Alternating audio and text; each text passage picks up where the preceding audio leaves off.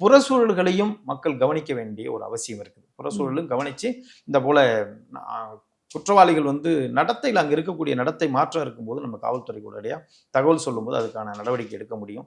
குற்றம் நடைபெற ஒருத்தர் மேலே சந்தேகப்பட்டாலே நம்ம நடவடிக்கை எடுக்கிறது நம்ம சட்டத்தில் இடம் இருக்கு. இந்த மாதிரி ஒருத்தர் இந்த மாதிரி அவர் மேலே சந்தேகமா இருக்குங்க, கொஞ்சம் விசாரிங்க அப்படின்னா விசாரிப்பாங்க.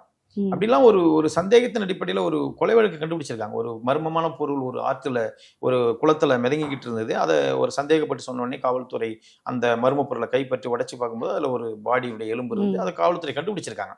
அப்ப வர்றதுக்கு முன்னாடியே நமக்கு சந்தேகம் இருந்தாதான் போலீஸுக்கு தெரியும். இப்போ போலீஸுக்கு ஒரு குற்றம் நடக்க போறதுக்கு முன்னாடி காவல்துறைக்கு தெரிய போறது கிடையாது. அப்போ இந்த அபார்ட்மெண்ட்ல 100கணக்கான பேர் இருக்கக்கூடிய இந்த அபார்ட்மெண்ட்ல வாட்ச்மேன் இருக்கிறாங்க. அதுல எல்லாரும் சொல்லலாம், வாட்ச்மேனும் அதை பார்த்துருக்கணும். அந்த அபார்ட்மெண்ட்ல ஒரு சங்கம் வச்சிருப்பாங்க, அவங்களும் இதெல்லாம் கொஞ்சம் கூடி பேசக்கூடியவங்களும் அந்த அபார்ட்மெண்ட்ல யார் யார் இருக்காங்க அப்படிங்கிற விஷயத்தை இனிமேல் வரக்கூடிய காலங்கள்ல மக்கள் தங்கள் வசிக்கக்கூடிய பகுதி இது நமக்கு ஒரு பாடம். சரவணன் என்பது ஒரு பாடம்.